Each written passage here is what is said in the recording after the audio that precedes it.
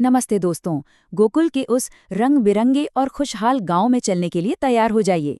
आज हम बाल कृष्ण के उन मनमोहक, नटखट और जादुई बचपन की कहानियों के बारे में बात करेंगे, जहां हर दिन एक नया और अनोखा रोमांच होता था। अब जरा सोचिए, पूरे गोकुल में वो 3.5 साल का सबसे नटखट बालक कौन था? जी हाँ, एक ऐसा ऊर्जावान बालक जो अपनी मैया यशोदा और पूरे गांव को खुशी खुशी अपने पीछे भगाता रहता था। उसकी शरारतों में एक अद्भुत और बहुत ही प्यारा सा आकर्षण था। चलिए, गोकुल के इस अद्भुत बालक की कहानी से शुरुआत करते हैं। इनकी सुबह की योजना सुनेंगे तो हैरान रह जाएंगे। ये नन्हे कान्हा बहुत सुबह उठकर सीधे यमुना के किनारे जाते और अपनी छमछम बजने वाली चमकती पायलों में रेत भर लेते। ऐसा क्यों?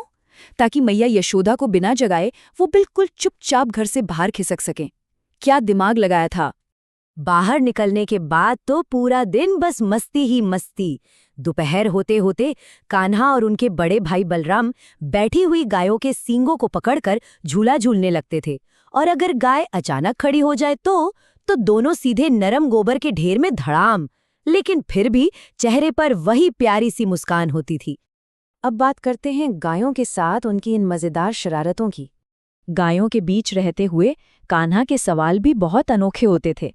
एक दिन एक नवजात बछड़े को देखा और दौड़कर मैया के पास गए। एकदम मासूमियत से रोते हुए बोले, मैया, इस बछड़े ने तो जन्म लेते ही सारे दांत निकाल लिए, और मुझे जन्म लिए 3 साल हो गए, फिर भी मेरे सिर्फ 4 ही दांत क्यों हैं?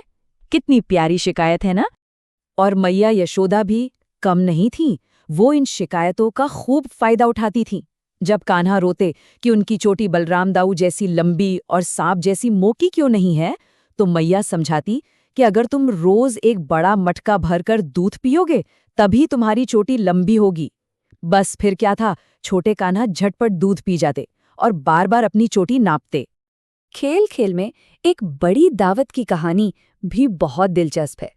जरा इनकी कमाल की कल्पना शक्ति तो देखिए। हरे भरे जंगल में दोस्तों के साथ मिलकर सिर्फ सूखे पत्तों का एक ढेर लगाया और शुरू हो गया एक नकली यज्ञ। नन्हे कान्हा खुद बन गए मुख्य आचार्य और मधुमंगल जैसे अपने दोस्तों से एकदम सही समय पर स्वाहा बुलवाते। जरा सी भी गलती हुई तो दोस्तों को प्यारी सी डांट भी पड़ती थी। लेकिन ये खेल सिर्फ खेल नहीं रहा। देखते ही देखते पूरे 2000 भूखे ब्राह्मण उनके दरवाजे पर आ पहुंचे। जी हाँ, 2000।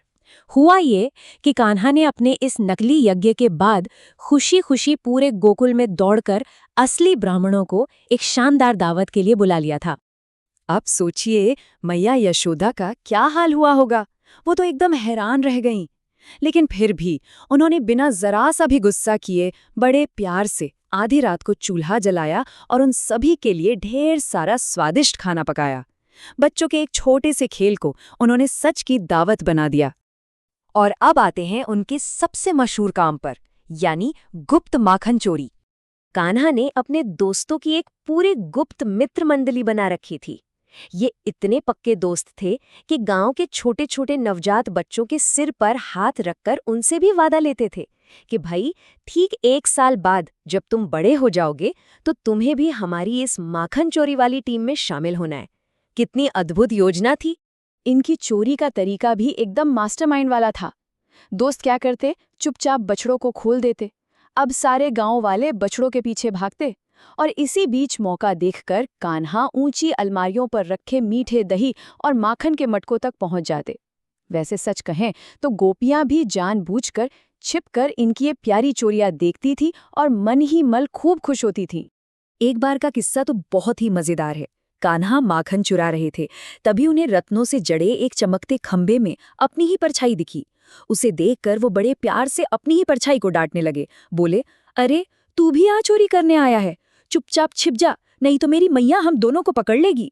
है ना एकदम मासूमियत भरा पल।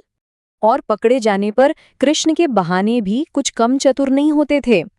जब भी माखन खाते हुए रंगे हाथों पकड़े जाते और पूरा चेहरा माखन से सना होता, तो बचने के लिए कान्हा एकदम जादुई कहानियां बनाते। एक बार मैया से बोले कि सोने के कंगन से धूप में मेरे हाथों में जलन हो रही थी, तो दोस्तों ने कहा कि माखन लगा लो, ठंडक मिलेगी। और तभी एक मक्खी भिनभिनाती हुई आई, उसे उड़ाने लगा तो माखन गालों पर लग गया। क्या कमाल का बहाना था। खुद को बचाने के लिए वो बड़े ही नाटकीय ढंग से रोने का नाटक करते।